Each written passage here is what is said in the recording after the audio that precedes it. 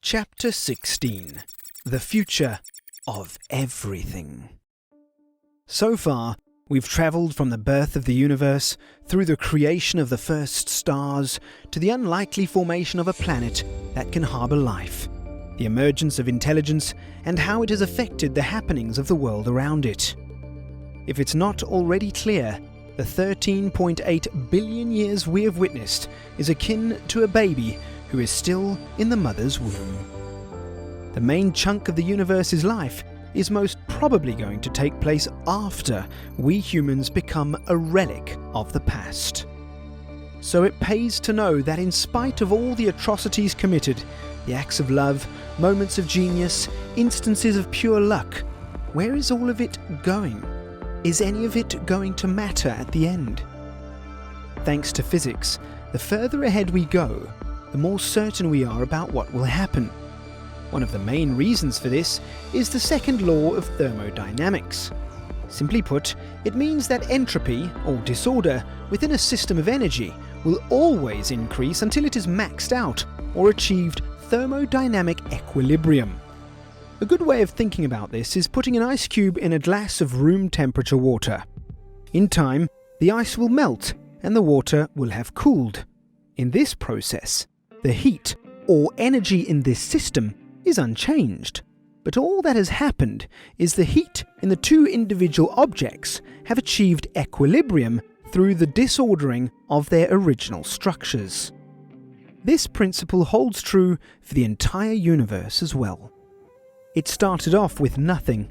We somehow got tiny little pockets of something, but it will eventually end in nothing once again. So assuming we manage to survive through the 21st century bottleneck, what will happen? Well, in the next 15,000 years, the Sahara Desert will become tropical. Then, in the next 100,000 years, a supervolcano like Mount Toba is going to erupt. But hopefully by then, we will be an interstellar species. In a couple million years, the Homo sapien will probably become a common ancestor for new species, each evolving in their own way based on the star system they live in. By 30 million years, Saturn will lose its ring, while a new one will emerge around Mars. In the next 100 million, an asteroid, like the one that killed the dinosaurs, will hit Earth. And another 100 million years will see the emergence of a new supercontinent.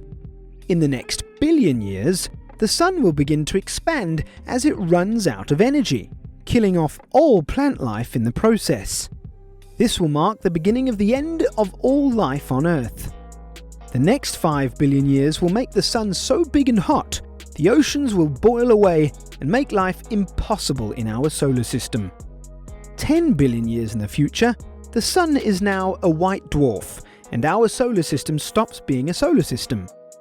In 1 trillion years, all the stars across the universe will begin to die, marking the end of the creation of new heavy elements, the beginning of the end for rising complexity in the universe. The age of starlight ends 150 trillion years into the future. The universe is now a cosmic graveyard with barren planets, black holes, and the dim glow of dead stars. The next billion trillion years will see the universe lose its structure like we know today. Many planets and dead stars will get ejected into the empty void of space because of gravity. Other celestial bodies will collide, resulting in either temporary new stars or supernova-like explosions. In trillion years, the white dwarfs will start becoming the first black dwarfs, a tiny black ball of frozen dead matter, millions of times denser than our Sun. Stars take so long to get to this point that we believe there are currently no black dwarfs in the universe. At this point, the supermassive black holes will be devouring everything that has not been flung out of their galaxy. Thus, the only energy source for a future intelligent civilization would be through harnessing the rotational energy of black holes. In trillion years, matter itself will start disintegrating into nothingness.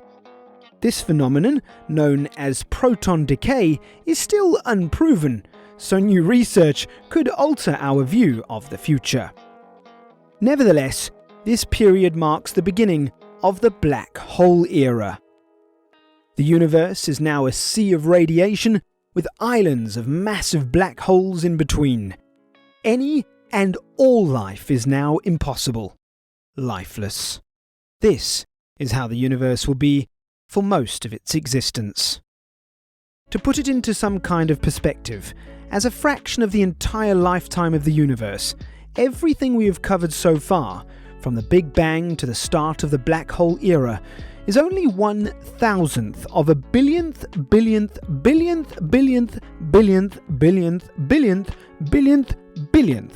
of a percent. In other words, if the whole timeline of the universe's existence is squeezed into 10 years, any and all life is only possible within a tiny fraction of the first nanosecond. For some, these numbers that represent time stop making sense at this point. For most, it already stopped a long time ago. So moving forward, we're going to stop mentioning when events will take place, just because there's simply no point.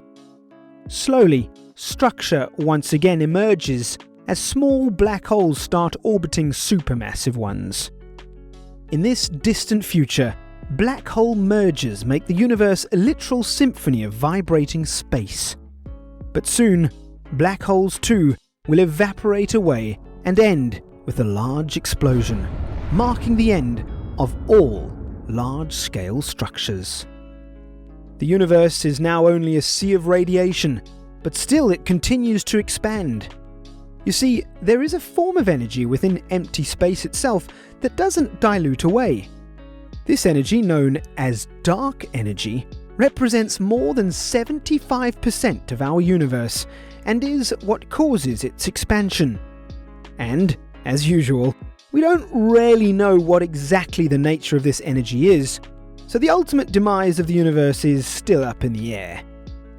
One of the leading theories postulates that if the expansion continues, it will end in a big freeze, a point in time when all radiation finally cools to absolute zero and everything freezes. The universe has now reached maximum entropy. Time is meaningless to all. There is no present. There is no future. There is no nothing at all. At this point, you might be feeling pretty insignificant, like your life is utterly meaningless. And you are correct. What you do in your life is completely irrelevant for what will happen deep into the future. But luckily, that was never what life was about. It was never meant to mean anything. The pursuit of meaning is nothing but another fiction we Homo sapiens have created to make us feel better about our irrational fear of death. Without even considering the fact that the fear of death is what has kept us going all this time.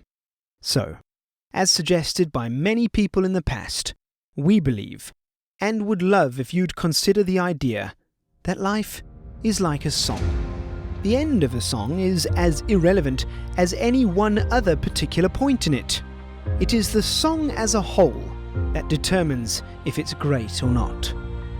Likewise, it's not only the final destination, but also the journey in its entirety that you take in your life that determines its worth. Therefore, making it each of our responsibilities, not as observers of the universe, but as the universe itself, to do our level best to make the needed change in the world so that our species may survive to fight another day. Right now, for better or for worse, we have created a world far too complex for the average person to understand and thus contribute to society in a meaningful way. And that is exactly why we started Simple School. To enable everyone to learn what is necessary, to actively aid in the pursuit for a long and prosperous future for all. In other words, use, Simple School. learn, contribute, and remember, nobody likes a cynic.